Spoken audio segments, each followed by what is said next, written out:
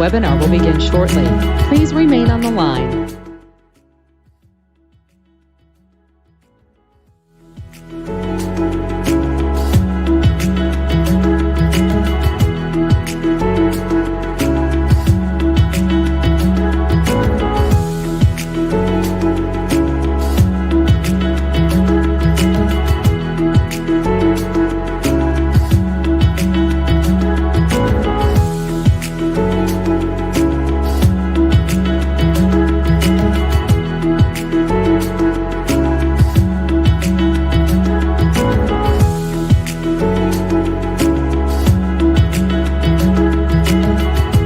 The webinar will begin shortly. Please remain on the line.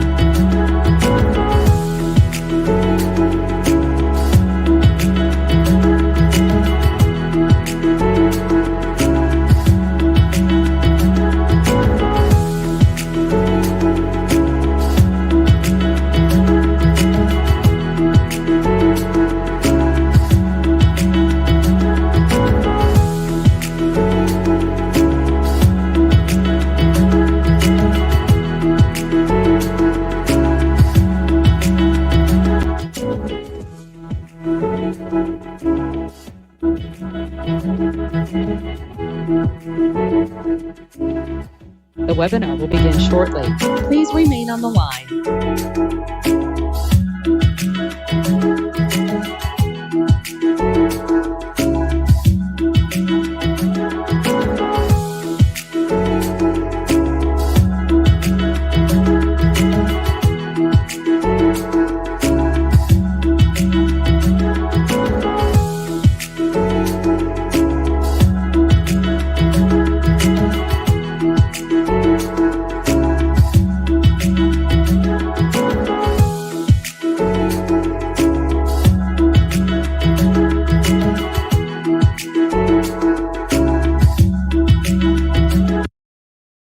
The webinar will begin shortly. Please remain on the line.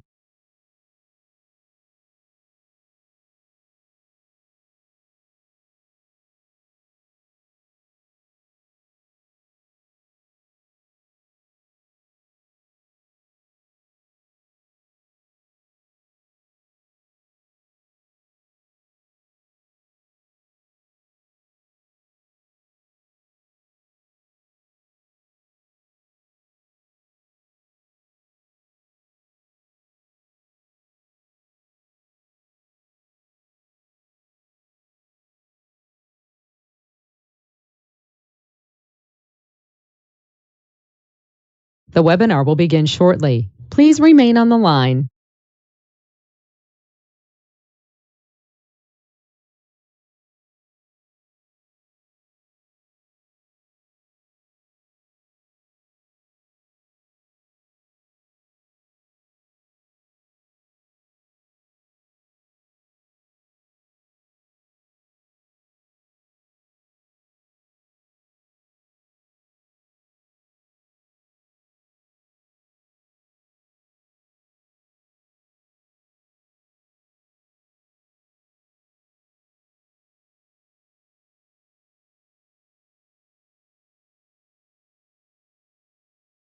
The webinar will begin shortly. Please remain on the line.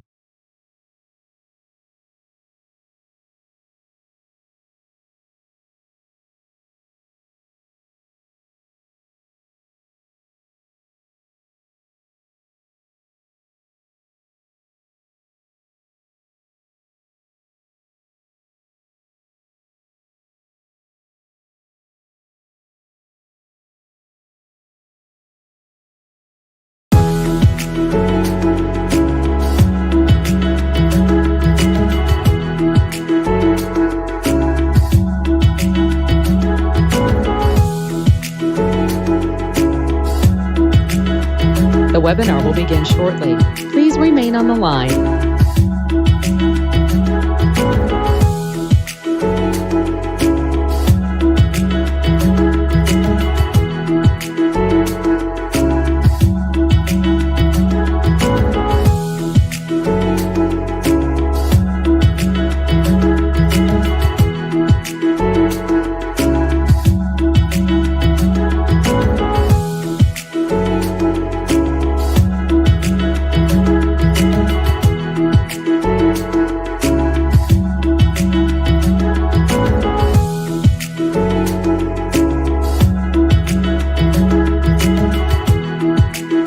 The webinar will begin shortly. Please remain on the line.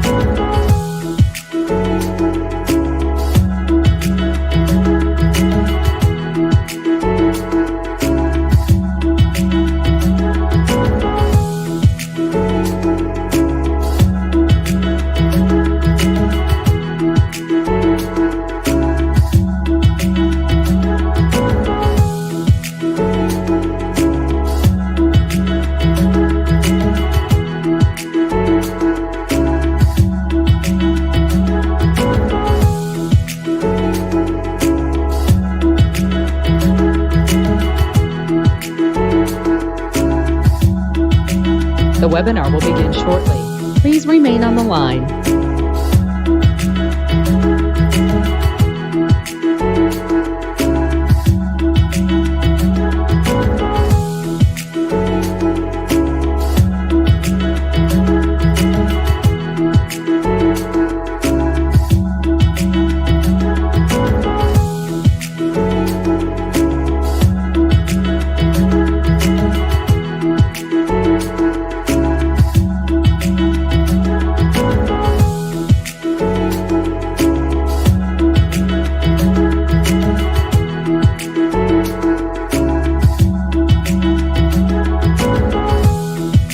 The webinar will begin shortly.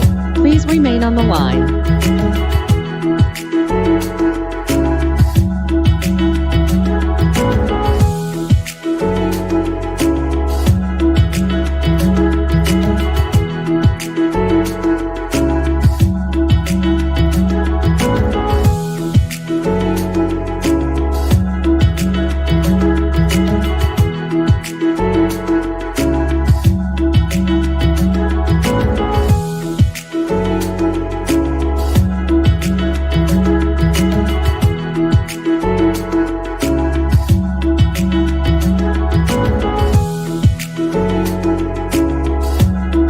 The webinar will begin shortly. Please remain on the line.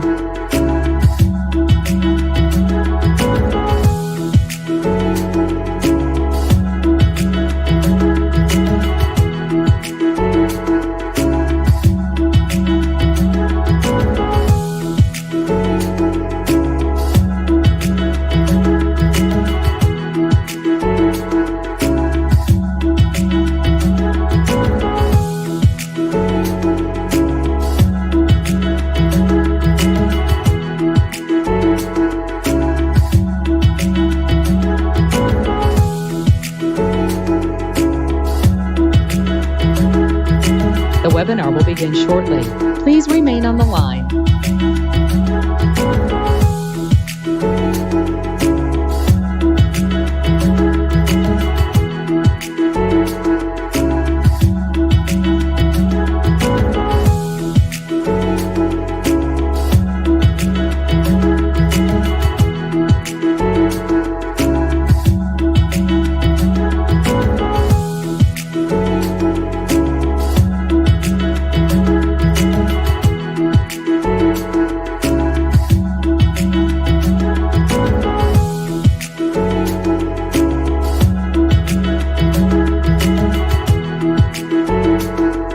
The webinar will begin shortly. Please remain on the line.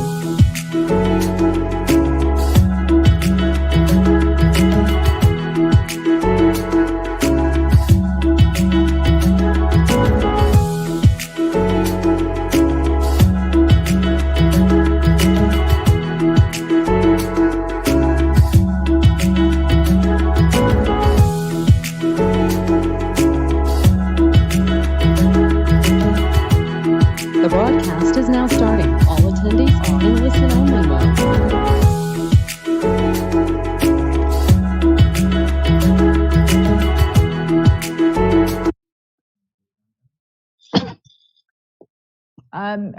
Are you giving me?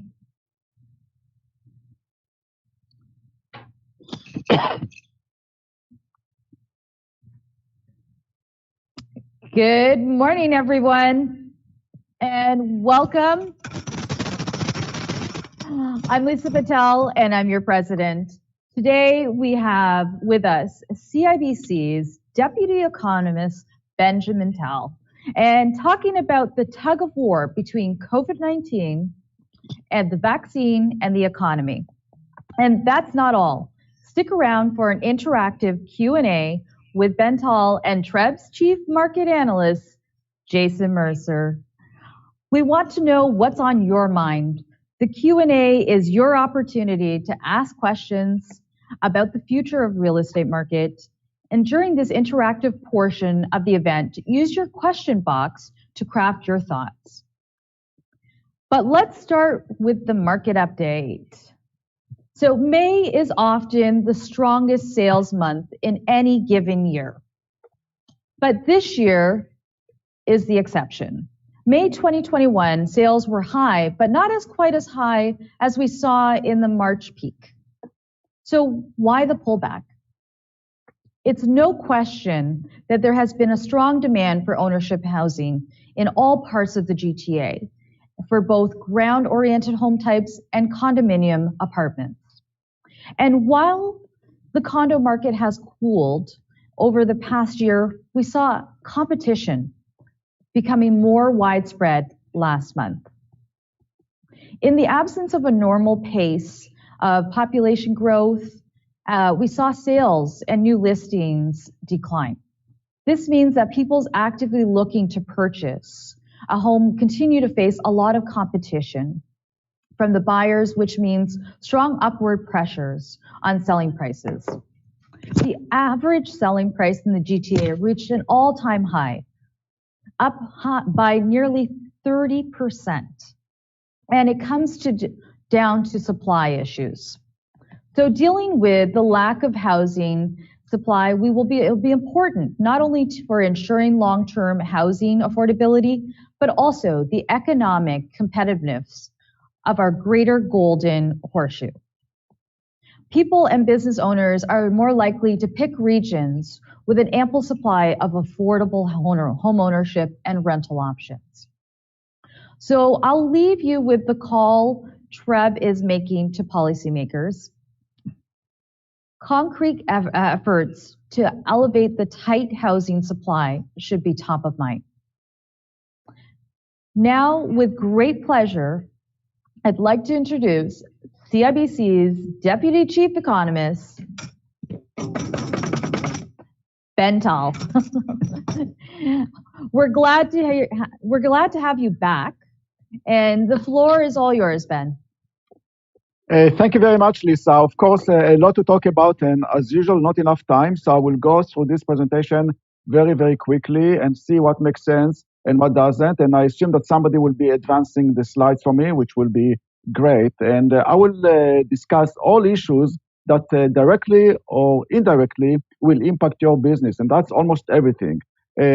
What it means in terms of the recovery, the trajectory of the recovery, and who is winning when it comes to this tug of war between the vaccine and the virus. What will be the shape of this recovery? I think it will be very strong. What does it mean in terms of policy? How long can the government continue to write checks? What does it mean when it comes to the Bank of Canada? Will interest rates start rising? We'll talk about inflation, of course, and we'll talk about many other issues that are impacting, again, directly and indirectly, the real estate market. Clearly, the macro story is the most important story that will impact your business over the next 12 months, to what extent the economy will recover, and clearly the trajectory of interest rates. So we'll start and see what makes sense and what doesn't. So let's go to the first chart. And the first chart is telling you what's happening in the US. And you can see the change in the sentiment in the market. The market is now much more optimistic than it was only a few months ago. If you look at this chart, you can see that just a few months ago, the market expected that the US economy will recover, but will stay well below the level we have seen before the crisis. That's the black line.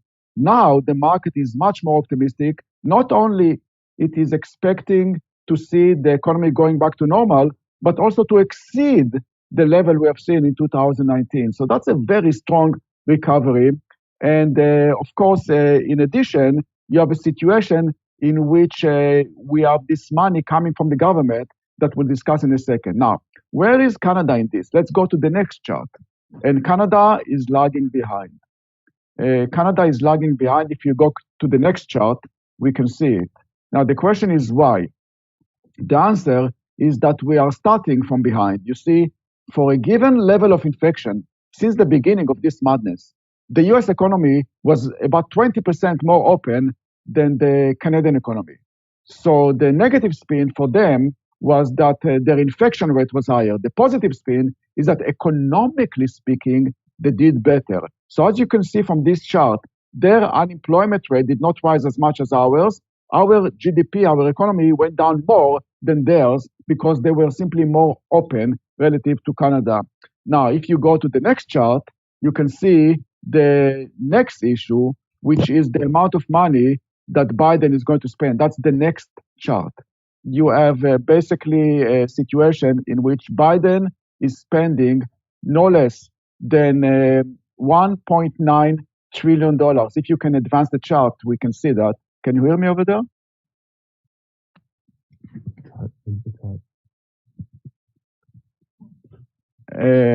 We are talking about roughly $1.9 trillion, most of it in 1 year. So we have a situation in which, although the Canadian government is very generous, the US government is much more generous. $1.9 trillion, that's almost 10% of the economy in 1 year. So you have opening up in the US, and you have this injection of money into the economy. And let's face it, if you generate enough wind, even pigs can fly. And that's exactly what we are seeing in the US. Basically 10% economic growth. Now, as we talk, 10% on an annual basis, something that we haven't seen in generations when it comes to overall growth in the economy. And this means if you go to the next chart, we can see that we have a situation in which Canada will be lagging behind. They will cross in the US the finish line first. That's fine, because in absolute terms, not relative to the US, but in absolute terms, Canada will still do extremely well in the second half of the year with about 5, 6%, even 7% if we are lucky, GDP growth. Let's see why. Let's go to the next chart very, very quickly and discuss the vaccine development. We are closing the gap. Clearly, we are still lagging behind when it comes to the second dose, but we are closing the gap. And that's a positive in terms of opening up, as we see already in Ontario, clearly in Toronto. Another positive factor is actually the next chart, and that's the realization that we have a situation in which we have learned to live with this virus. Look at this. This is economic growth during the 3 waves. In the first wave, we were frozen. We didn't know what to do. The economy went down dramatically, as you can see, huge recession. The second wave was worse than the first wave, medically speaking, but economically speaking, you can hardly see the difference. Same goes for the third wave, which means that we simply learn to live with the virus. Why? First of all, e-commerce is much more available in the second and third wave than during the first wave. So people are more comfortable with that. Second, in the second wave, third wave, where you see the light, companies and individuals are taking risk. In the first wave, nobody was willing to take any risks. And then, of course, you have productivity. Listen, I can find the mute button in Zoom now. That makes me automatically 20% more productive. We see it in construction. We see it in manufacturing. Productivity is actually rising during this environment. Again, a positive during the second wave and the third wave. But more than that, I believe that the second half of the year will be very strong, economically speaking, also because of the nature of the recovery. This recession was very different, and therefore the recovery will be very different. The damage of COVID-19 was very, very deep. Namely, if you were aviation, a restaurant, a hotel, you felt the pain. But it was also very narrow, because the number of industries that were involved and suffered was not as large as in a regular recession. So the damage was very, very deep, but also narrow, which means that when we recover, and we are starting to recover, it will not take much in terms of the number of industries involved to go back to the promised land. And that's exactly what we're going to see in terms of the speed of the recovery which will be much faster than in any other recovery. That's number one. Number two is the next chart, and that's the flexibility of the service sector. What I mean by that is that all the damage so far is in the service sector. Goods are doing fine. Why? Because you press a button and you get your exercise bike, no issue. The issue is services. That's the bad news. The good news, the service sector is much more flexible than goods. After all, it is much easier to start a new restaurant than to establish a new manufacturing facility, as you can see from this chart.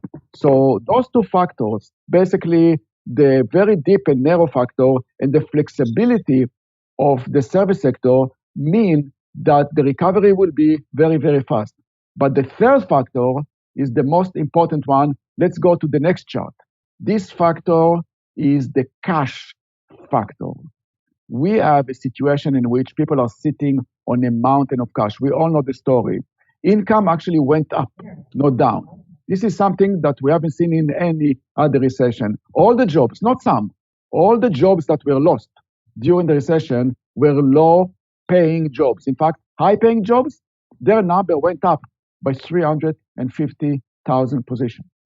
This means that you got the most asymmetrical recession ever in Canadian history. So you have a situation in which your consumption is down by 30-40% because you cannot go anywhere, you cannot go to a restaurant, but your income is rising. So all of a sudden you feel that your checking account is getting heavier and heavier. Basically, people are sitting on roughly $100 billion of excess cash, sitting in checking and savings account, looking for direction. And I had a conversation with our finance minister, and she said, what can we do to convince those people to spend that money? And I said, provide the vaccine and get out of the way. Those people don't need any motivation. They are motivated enough. So this money will be spent one way or another. And where it will go? Let's go to the next chart. It will go to services. Exactly where you need the jobs, exactly where you need the spending. So the economic multiplier of every dollar that will be spent will be much larger because it will be directed exactly where the pain is, the service sector, and that will benefit the economy and accelerate the process of the recovery. And if individuals are sitting on a mountain of cash, businesses are sitting on even more cash, as you can see in the next chart. We have a situation in which businesses are now sitting on no less than $130 billion of excess cash, something that we haven't seen ever. So together we are talking about $280 billion of excess cash, basically looking there, basically looking for direction. This money will be spent one way or another, and that's something that will ignite the recovery that I'm talking about in the second half of the year into the first quarter of 2022. Now, the timing is still tricky because we still have this variant. We have the Delta variant. We don't know exactly what will happen, but clearly vaccinations moving very nicely. So I'm optimistic about the ability of the economy to stay open, and you have the three factors: the deep and narrow factor, the flexibility of the service sector, and the cash factor that will finance this pent-up demand that is going to be utilized. So that's the story regarding the economy over the next 6 to 12 months. Very, very encouraging story. That's the good news. Now let's discuss the no free lunch part of this equation, and that's that chart.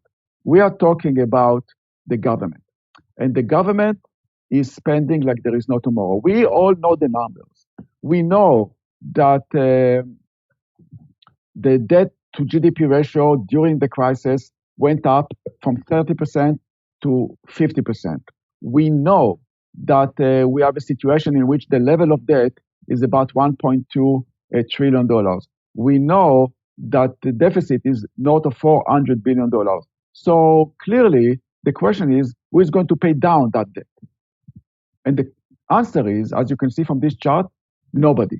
The reality is that governments do not pay down debt. Never.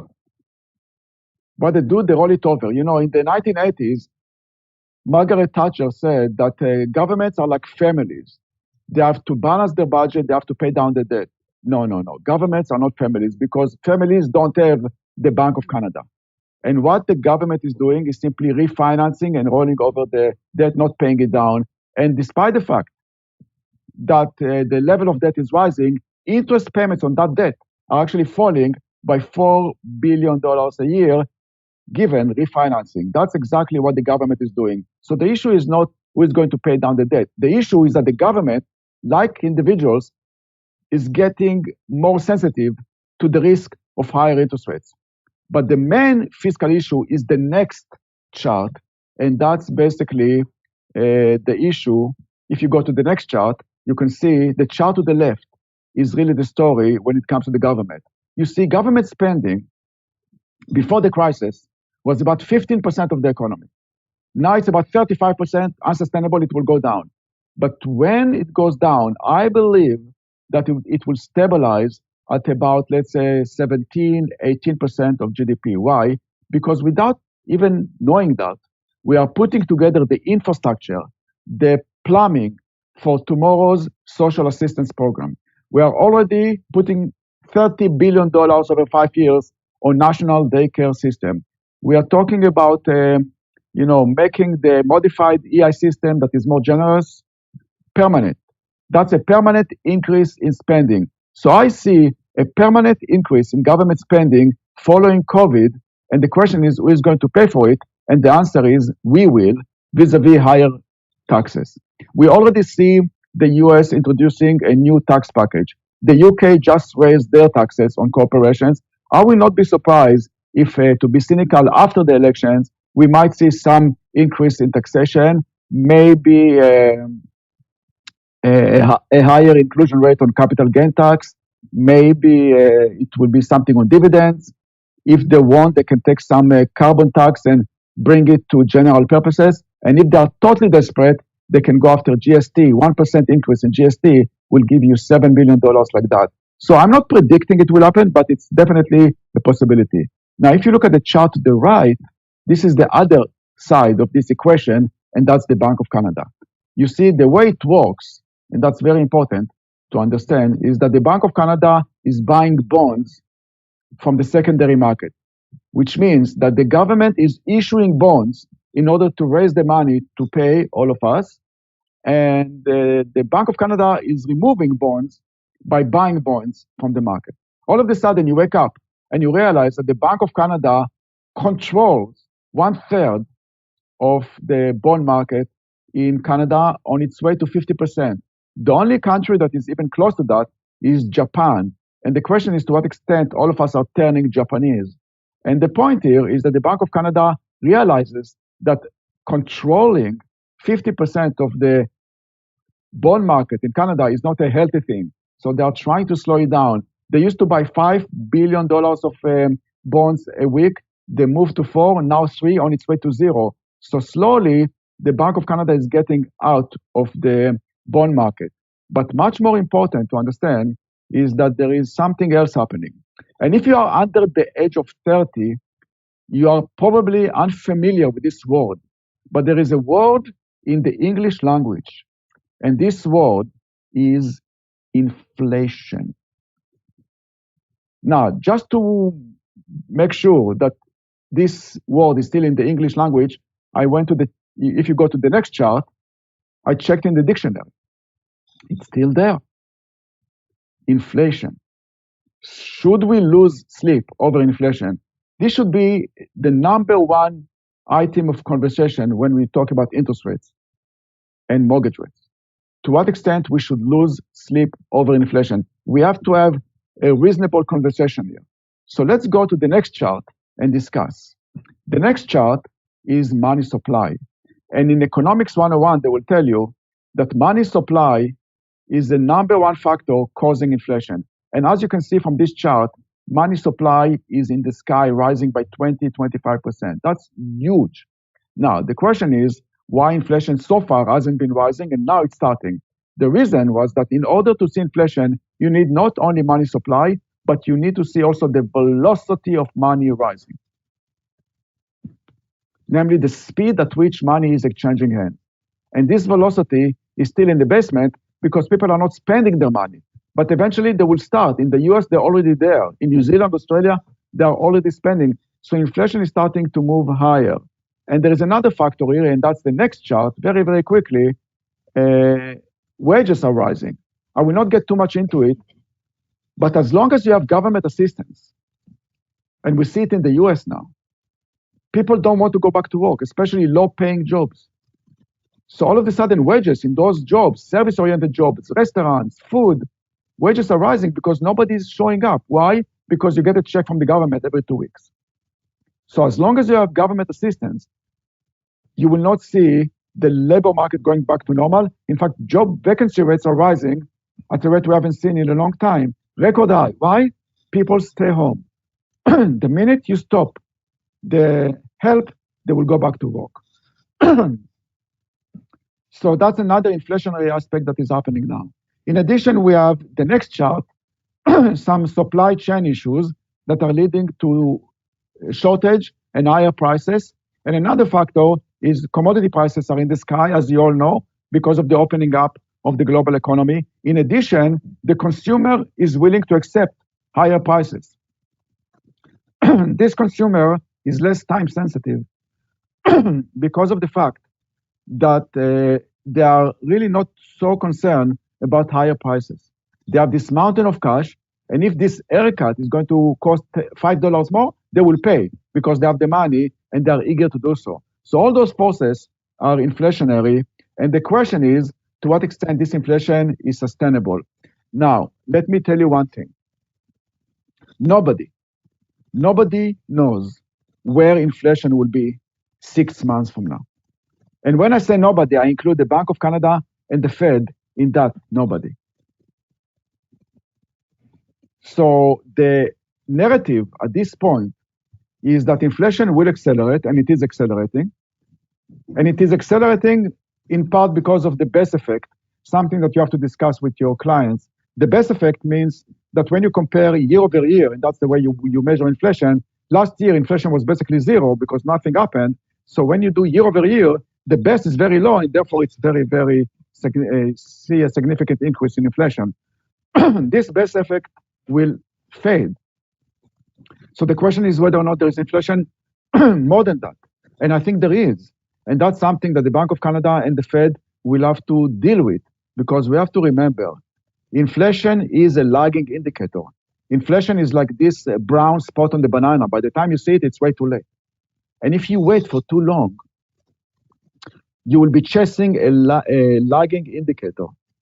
And therefore, you will raise interest rates way too quickly. That's exactly what happened in 2008 when Greenspan raised interest rates in the US from 1.25 to 5% over the course of breakfast. And by doing so, triggered the financial crisis. Didn't cause it, but triggered it.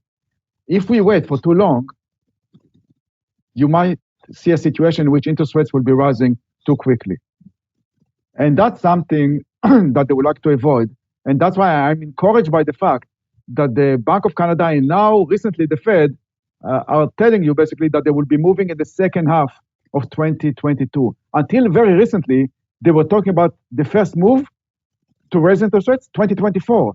Now they're talking about the second half of 2022. One factor is the next chart, and that's clearly the Canadian dollar. The Bank of Canada would like to avoid a situation in which it raises interest rates higher or faster than the Fed because of the fact that when the dollar goes up, exports, as you can see from this chart, goes down, and that's something that we don't want to see. Therefore, there's no motivation for the Bank of Canada to raise interest rates by more or faster than the Fed. But if you go to the next chart, you can see that the market is expecting the Bank of Canada to move ahead of the Fed and by more.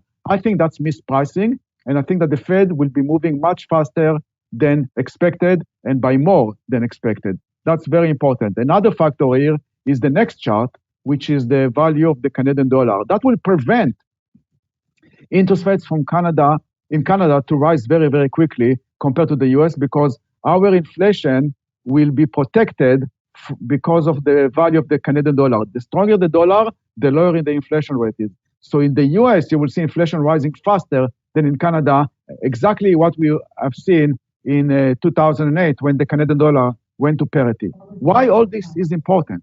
Let's go to the next chart very, very quickly. The next chart is telling you something that will impact your business in a very significant way. That's the effectiveness of monetary policy. Every basis point counts. Because of the high level of debt, despite the fact that the effective interest rate went down, the sensitivity to higher interest rates is much higher than it was in the past, which means that today, if you raise interest rates by 1%, the impact on the market will be much more significant than it was only 5 or 10 years ago because of the increased sensitivity to higher interest rates. So this chart to the right is basically a measure of how powerful the Bank of Canada can be in terms of raising interest rates. You don't need much in order to see some damage to the economy, given the heavy reliance on debt. And that's something that can have an impact on the market. And the point that I'm making, the earlier the start, the better, because if you wait for too long, they will have to raise interest rates way too quickly. And when you raise them too quickly, you overshoot and you derail the market. Very, very quickly, let's discuss a few more small things. The next chart. And that's a story that you're all familiar with. Basically, people moving away from big cities, from Toronto. Those are the Toronto refugees with positive correlation between distance from Toronto and house prices. But I think that's much ado about nothing. If you look at the overall transaction, it's only 5% of overall transactions, including the GTA. Therefore, the GTA is still the center of the universe, as we all know. And what it means also that this trend that we are seeing now, people going away from the city, will slow down and might even reverse because the city will be back. The city will be back. Let's go to the next chart. While many people are telling you that they are willing to work from home, they also would like to see some sort of a mixed model, home and office. If you go to the next chart very, very quickly, you can see that companies would like to see people back. So there is this conflict between companies and individuals, and we will meet somewhere in between, which means that the office will still be the main model. Maybe you will not be working 5 days a week in the office, but you will be there. And I think that the main damage to the office space will not be in the Class A office, big buildings downtown. They will do fine. It's more really smaller buildings in the suburbs, the Class B, C, that will see a higher vacancy rate. But people will be back. And I will not be surprised if you bought a house in Barrie, you will be renting an apartment in Toronto if you have a job in Toronto, because you will learn very quickly that you cannot work full-time from home. I think that's the direction we are going. And when the city opens up, it will be much more attractive. It will be something that people haven't seen in more than a year. So when you shut down the city is not attractive. The minute you open it up, the city has a lot to offer. So the premium in living in the city will go higher. And therefore, I believe, and we're starting to see it already, that the condo space will be the place to be. As I said in the past, I suggested that the low-rise segment of the market will reach a price resistance level. We are there.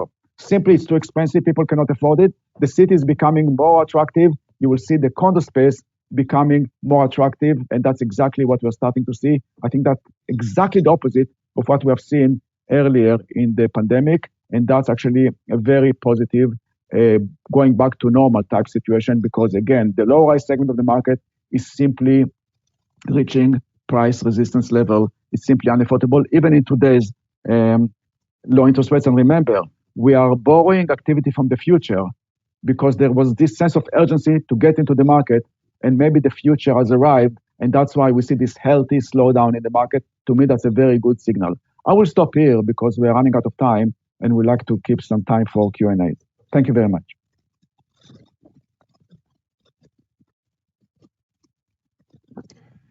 Thanks very much, Ben. And it's great to see you. And our members always appreciate you coming and speaking to us at these events.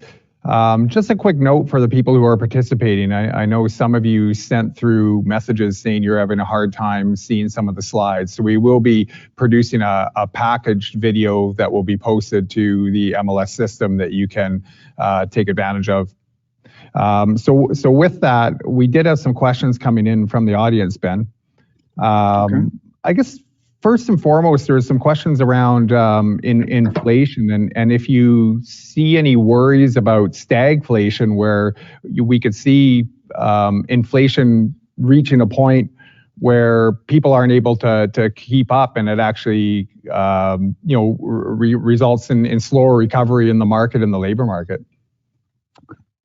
The short answer is no. I think that the issue at the end of the day is really not inflation.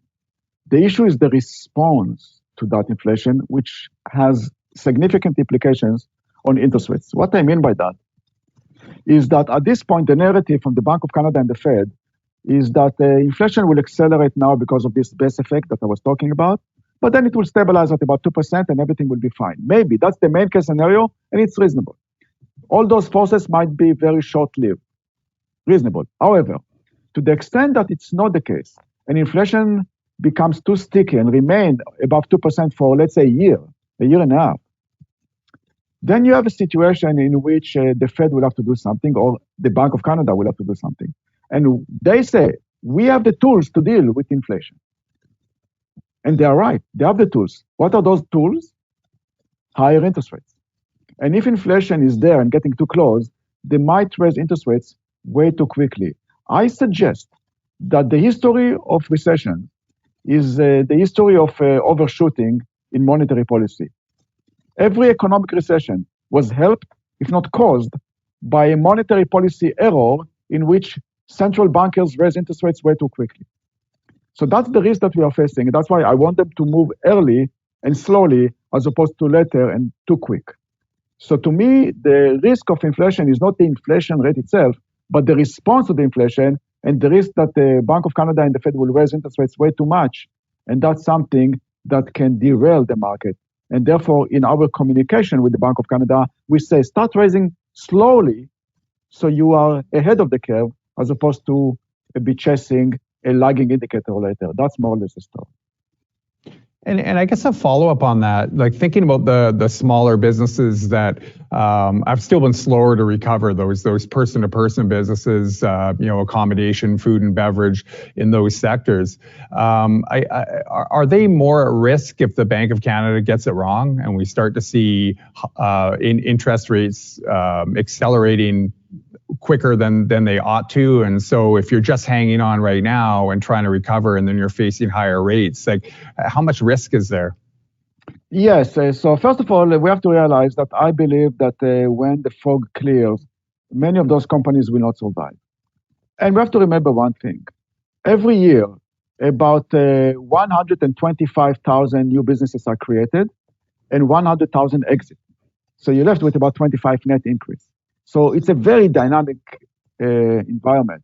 So there are many businesses now that in normal times will not exist, still exist because they get my government support.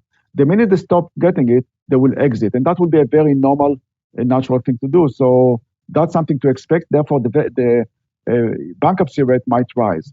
I totally agree that higher interest rates prematurely will be, or too aggressively, will be too risky to those small businesses. The good thing is that, especially if you're in the service sector, you have more pricing power because, as I suggested, many consumers will not be as price sensitive as they used to be because they have the pent-up demand and they have the money to spend. But at the same time, if you raise interest rates way too quickly, that can derail many small businesses. And that's why, again, I encourage the Bank of Canada start early and go slowly, allow the economy and the housing market to adjust. It's interesting, and another related question, because we had a few people asking, what do you think the direction of the dollar would be? You kind of indicated that there's that risk raising rates more quickly than south of the border could see the value of the dollar increase. What do you think the odds that the Canadian dollar could reach parity or close to it with the U.S.? Yes, first of all, the dollar, any currency has its own mind, so very difficult to predict currencies, as you know very well. Why the Canadian dollar moves? Two reasons. One is commodity prices, and the other is interest rates relative to the US. Commodity prices, we know that we are in a boom. Usually those booms do not last for too long, and therefore I believe that we reach almost the peak of the impact of the commodity cycle on the dollar, so that's neutral. So what's left is the difference between Canadian and US interest rates. And one of the reasons why the Canadian dollar is so expensive now is because of the fact that the market is still expecting the Bank of Canada to move ahead and by more than the Fed. I think that's mispricing, and I think that eventually the Fed will move closer to the Bank of Canada, and the magnitude will be the same. That will correct this thing, and therefore might take away a few cents from the value of the Canadian dollar. I don't see us going to parity at this point. I don't think we have the forces to do so. All right, and maybe I'll turn a little bit more to the housing side of things. One of the things you mentioned is that we've had a certain group of people that have taken advantage from working from home, and they purchased a home further outside of the GTA, even further into the Greater Golden Horseshoe. And you mentioned towards the end of your presentation that some of these individuals, as we see more of a movement back into the downtown in terms of employment, maybe they'd be looking to rent, and maybe a broader discussion around that. What do you think it'll take to see more rental supply starting to come on over the next decade? To me, that's the number one issue. To me, the only way to achieve affordability in the GTA is to allow for a rental solution. I really believe so. I think that from your perspective, although it's good that prices are expensive, if you want a healthy market, you need an affordable market. And therefore, you need a rental solution. I suggest, as I said in the past, that we have to rethink rental, purpose-built as opposed to just condos. What I mean by that is that the new wave of renters will be young families with kids or people that are downsizing. Both groups would like to deal with a company as opposed to with an individual, a landlord. And I would like to create a situation in which you are 35 years old, you are married, you have 2 kids, and you are renting. Nothing is wrong with you. And the only way to do it is to get a purpose-built rental into the space. It's not happening now to the extent that it should, because at this point, let's face it, if you don't own the land as a developer, you don't make money. So we need to encourage and provide help to those developers to make sure that they build and provide another affordability channel to the GTA market, because otherwise it will be totally unaffordable. That's something that is not desirable by any stretch of the imagination. And let me broaden the scope a little bit beyond just rental supply, but what about overall housing supply? I mean, that's obviously something now that's been touched upon by policymakers at all levels, whether we're talking municipal governments, the provincial government, and most recently the federal finance minister. So more broadly, what do you see coming down the pipe in terms of government policy around bringing more supply online, and particularly around a greater diversity of housing, sort of the missing middle, if you will? Yes, I think that that's the key issue, the missing middle, that I think that more and more people are talking about it. Listen, we have been talking about it for how long now? A decade. Can you imagine if we started moving 10 years ago? The situation would have been much better. Prices wouldn't have been so crazy. So there is a cost for inaction. So we definitely have to start moving in a very aggressive way on the missing middle, on releasing more land, and speeding up the process of releasing land. Municipalities are not moving. It takes forever to get something approved. We have to change it. And people say, oh, supply, this is long-term thing. You know what? If we did it 10 years ago, it will have been much better now. So let's do it now. It's not too late. You can speed up things very quickly and really introduce some supply to the market, because you know better than anybody else. This is not about demand. All the government policies that we have seen over the past decade are basically using demand tools to fight supply issues. Surprise, surprise, it's not working. The stress test, it's not a factor that will change the trajectory of the housing market and will make Toronto affordable all of a sudden. That's not the solution. The solution is more supply. We all know that. We just have to act on it. And maybe just sort of a two-part question just to finish things off. Thinking about where you think population growth is going to go in the GGH and GTA within that over the next, say, 5 to 10 years. how's that going to influence housing demand, and how's that going to run up against supply? So where do you see, I guess, base case scenario home prices going, over the next 5 to 10 years? Yeah, one of the reasons why I'm talking so much about supply is because I believe the demand will be very, very strong, demographically speaking. Already, we are seeing something that we haven't seen before. For example, Stats Canada is underestimating the number of people in the GTA by roughly 60, 70,000 because they are not counting returning citizens and they are not counting non-permanent resident students that stayed in Canada during the COVID. And I believe that over time, those numbers will rise. First of all, we all know that the number of new immigrants, the quota, was changed to 410K. That's a significant increase from about 350. That's one thing. So we are going to get more. Number two is that the number of non-permanent residents will continue to grow, especially students, usually impacting the rental market in a very significant way. Number three is returning citizens. That's something new. I estimate that there are about 500,000 Canadians residing in Hong Kong. I already estimate that about 60,000 of them already came back. I talked to developers in Toronto, Vancouver. Hong Kong money is coming like there's no tomorrow. I will not be surprised if more people will be coming, given the situation in Hong Kong. That's a new source of demand that was not there because they are simply Canadian residents. And then there's another factor that is actually positive in terms of demand, and that's the brain drainers. In normal times, 150,000 Canadians every year move to the US. Now, if you can work remotely, you can work for a US company in New York from your basement in Mississauga, which means that you stay in your real estate or you are searching for real estate. That's increased demand for real estate from people that otherwise would have left. So a lot of things happening over the next 10 years. In my opinion, demand will rise, not fall. And therefore, you need more supply. Otherwise, this market will be totally unaffordable. Maybe just a final question, because we've had quite a few questions coming through, and you speak with policymakers all the time. Do you think we're done with the debate around capital gains tax on primary residences? Yes, I would be very surprised if they move on that in any significant way, in any practical way. They can introduce something on rates that are nobody touching, so it doesn't make any sense to do so. It will be counterproductive. I don't think, politically speaking, it will be a smart move. So I doubt very much that they actually go this direction. All right. Well, Ben, as usual, thank you very, very much for your presentation. And certainly our members always appreciate your time and your insight. So I want to thank you very much, and I'll turn it back over to Lisa Patel. Thank you. Thank you, Jason. And well, that concludes the arms race. And thank you, Ben. Thank you for being here today and to share and take in what the path of recovery might look like after the third wave of the pandemic. A pleasure. And thank you, Lisa. Thanks to, sorry, go ahead, Ben. Thank you. Bye-bye. Thanks, Ben. And thanks to Jason for moderating our Q&A. And thank you to all of you who joined us today.